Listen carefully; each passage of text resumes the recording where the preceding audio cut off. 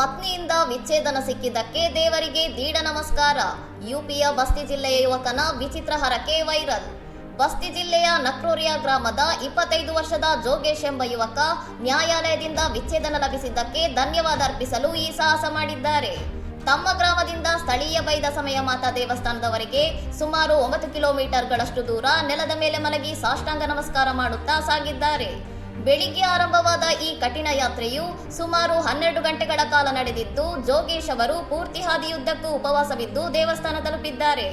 2022ರಲ್ಲಿ ಮದುವೆಯಾಗಿದ್ದ ಜೋಗೇಶ್ ದಾಂಪತ್ಯದಲ್ಲಿನ ಕಿರಿಕಿರಿ ಮತ್ತು ಗಲಾಟೆಗಳಿಂದ ಮುಕ್ತಿ ಸಿಕ್ಕರೆ ದೇವಸ್ಥಾನಕ್ಕೆ ದೀಡ ನಮಸ್ಕಾರ ಮಾಡುವುದಾಗಿ ಈ ಹಿಂದೆ ಹರಕೆ ಹೊತ್ತಿದ್ದರು.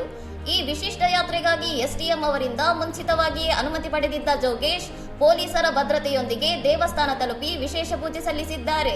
ಇನ್ನಷ್ಟು ಸುದ್ದಿಗಳಿಗಾಗಿ ನೋಡ್ತಾ ಇರಿ ಸೌರಂ ಟಿವಿ.